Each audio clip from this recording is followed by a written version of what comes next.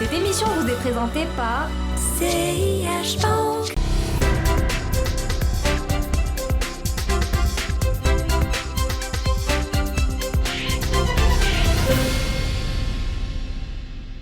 Mesdemoiselles, mesdames, messieurs, bonjour, bienvenue dans ce nouveau numéro de l'Hebdo des marchés. Cette semaine, on va parler de la banque de demain avec mon invité Nabil Sarjan. Bonjour, vous êtes directeur général d'Octo Technologies. On aura l'occasion de revenir sur l'activité d'Octo Technologies, une activité assez inédite au Maroc, mais également en Europe. On parlera de ce que c'est que cette banque de demain. On parlera d'exemples concrets de ce que vous faites, ce que vous réalisez ici au Maroc, mais aussi à l'international. Tout cela juste après cette petite pause. حصريا عند سياش بنك كود 30 أول حساب مجاني لجميع الشباب أقل من 30 سنة. CIH Bank. La banque de demain, dès aujourd'hui. Nabil Sarjan, bonjour, merci encore une fois d'avoir accepté notre invitation. Donc, vous êtes directeur général d'Octo Technologies. Pour démarrer, c'est un domaine qu'on ne connaît pas assez pour l'instant, en tout cas au Maroc. Parlez-nous de ce que vous faites concrètement. Alors, merci de me recevoir. Merci à vous. Alors, Octo Technologies, la filiale a été créée, j'ai créé la filiale en 2008, en mars 2008. Donc, il faut savoir qu'Octo, c'est un groupe à l'international, donc on a une présence au Maroc. C'est la première présence à l'international. Présence en Australie, en Suisse, au Brésil, et donc la maison mère à Paris. Alors, le métier d'Octo, c'est le conseil en système d'information et donc en transformation digitale, parce qu'aujourd'hui, on ne peut pas dissocier le SI de la transformation digitale.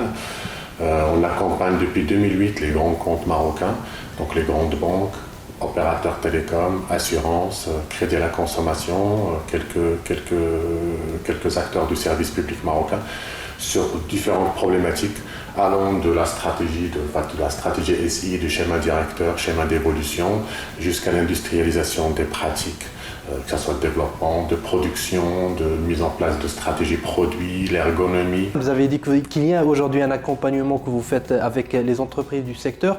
Où est-ce qu'on en est dans cette digitalisation aujourd'hui au Maroc? La bonne nouvelle, c'est que les dirigeants marocains, vous l'avez vu lors de l'événement qu'on a co-organisé avec le cabinet KEA Partners, la bonne nouvelle, c'est qu'il y a une vraie prise de conscience de l'urgence. C'est ce qu'on a essayé de créer avec. Mais l'urgence, pourquoi en fait?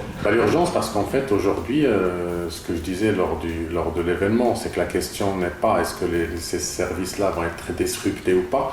La question, c'est juste quand.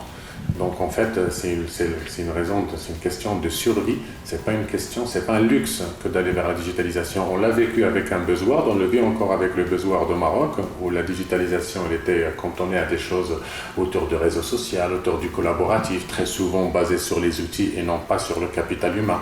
Donc beaucoup de choses de ce genre-là. Donc je pense qu'aujourd'hui, les décideurs commencent à sentir qu'il y a quand même cette vague, que le Maroc ne fera pas exception. Et on a créé l'événement parce je suis marocain, donc je suis très sensible à mon pays. Et donc l'impact économique peut être drastique, parce qu'en France, de par ma carrière en France et ce que je fais en ce moment même en France, on voit qu'il y a des acteurs qui ont du mal, qui disparaissent avec l'arrivée de ces fintech, avec l'arrivée de ces startups innovantes, avec l'arrivée de ces exigences du client qui est devenu assez infidèle, etc. Parce que c'est des gens qui ont l'habitude de travailler sur Facebook, sur LinkedIn, etc. avec une qualité de service. Donc les banques aujourd'hui sont les GAFA, Google, Facebook, qui sont très puissants avec la data qu'ils ont récupérée sur la population et sur l'ensemble pour avoir une offre de services adaptée. Donc au Maroc, il y a deux volets. Il y a le volet urgence dans le sens on voit de plus en plus de déréglementation au Maroc. Donc cette déréglementation va amener certainement de nouveaux acteurs, va ouvrir l'espace à de l'innovation. Donc les acteurs traditionnels, ils ont intérêt à sérieusement changer pas mal de choses maintenant, parce que le changement, on ne l'opère pas sur un mois ou 2 mois. Ça prend des années. Et se préparer à ça, c'est garantir que cette banque-là peut exister encore dans les quelques années à venir. Donc c'est quelque chose de fondamental. D'accord. Vous parlez d'arrivée de nouveaux acteurs dans ces services financiers. Est-ce qu'aujourd'hui la réglementation au Maroc peut poser un frein? Aujourd'hui un peu, là, mais ça bouge énormément, parce que le Maroc, malgré les histoires de souveraineté un peu à travers le monde, qui reviennent d'actualité un peu partout, mais on voit que la souveraineté ne suffit plus, qu'on est dans un monde globalisé, un monde de mondialisation.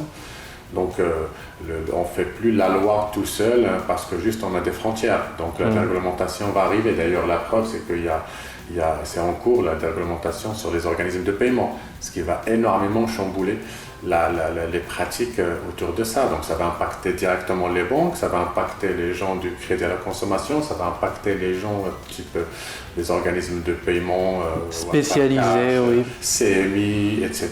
Donc on sort de plus en plus de monopoles et on arrive sur un terrain où il faut être très efficace et accompagner son temps. Donc sans parler de l'aspect africain, c'est-à-dire que là on parle juste du Maroc, mais le Maroc il a une opportunité historique d'être un hub autour du digital en Afrique. Aujourd'hui, pour vous, est-ce qu'on peut réellement savoir, connaître, maîtriser l'impact de la digitalisation sur les coûts de fonctionnement de l'industrie? Oui et non. Si je parle du marché marocain, en fait, il faut quand même avouer que les acteurs, malgré leur volonté, etc., mais le changement est titanesque. Je pense qu'en termes de priorité, il y a des choses qui sont mises de côté alors qu'elles sont très importantes. L'impact sur le chiffre, on peut le voir avec éventuellement un peu de réduction de coûts de par les ruptures technologiques. On parle de choses au niveau du cloud, on parle de choses au niveau des éléments d'infrastructure, etc., de l'industrialisation. Ça permet de voir rapidement qu'on a gagné tant d'argent sur tel ou tel sujet. Mais la partie transformation digitale, elle va beaucoup plus loin. C'est-à-dire aujourd'hui, très peu d'acteurs de la place sont capables de déployer continuellement, d'innover continuellement, d'avoir un time to market, etc., que ce soit sur la construction du produit ou son déploiement. Très peu considèrent, ça on accompagne quelques clients là-dessus, c'est pour ça que la transformation prend du temps et la bonne nouvelle c'est qu'ils en ont conscience aujourd'hui. L'expérience utilisateur c'est quelque chose qui est arrivé sur le tard, sur le marché marocain. Il y a une confusion entre expérience utilisateur et graphisme pendant des années. L'expérience utilisateur c'est quelque chose de fondamental sur lequel commence à peine à travailler. Donc, vous êtes utilisateur des banques, vous avez les banques en ligne, vous avez les banques sur mobile, etc.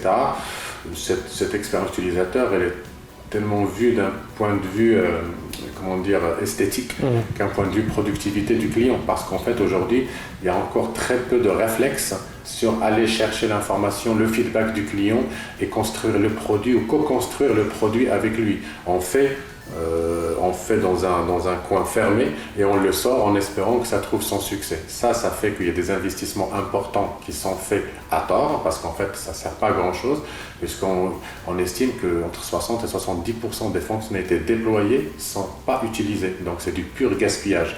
Donc ce gaspillage-là, c'est des montants énormes qui auraient pu être utilisés pour autre chose. Donc il y a encore du chemin. Ce chemin-là, il est encore long aussi pour pas mal de banques en Europe, etc.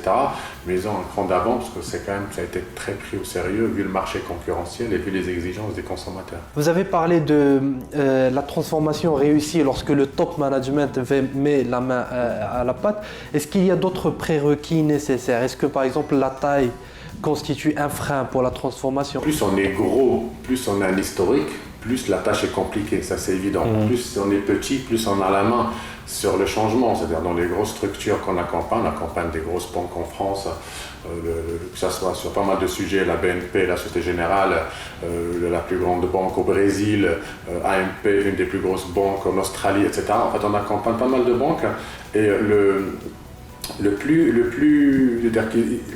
c'est là où entre guillemets la différence fait avec les startups et les fintech, c'est des petites entreprises très innovantes à taille humaine qui n'ont pas d'historique. Donc du coup pour eux, ils ont les pratiques du digital dans le sang et en plus avec une génération assez jeune.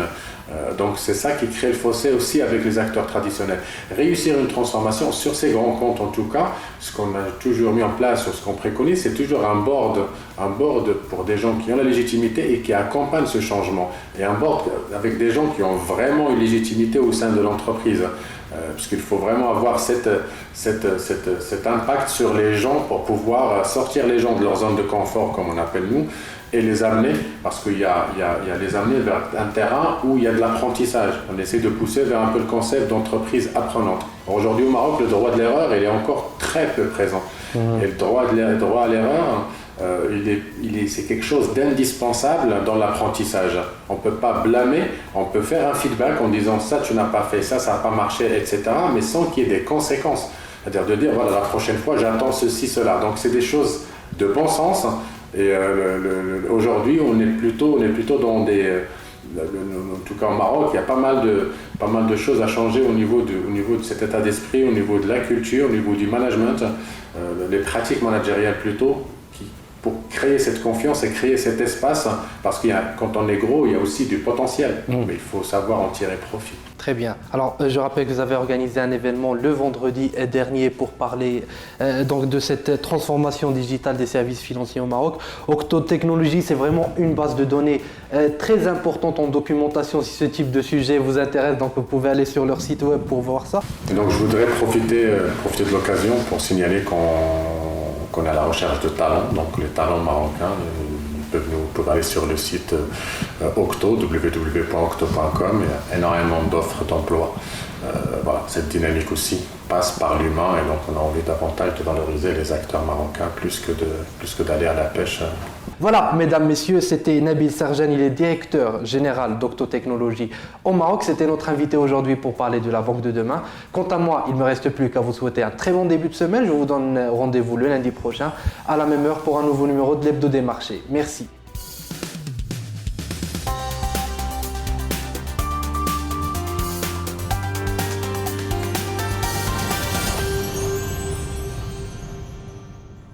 Cette émission vous a été présentée par CIH Bank.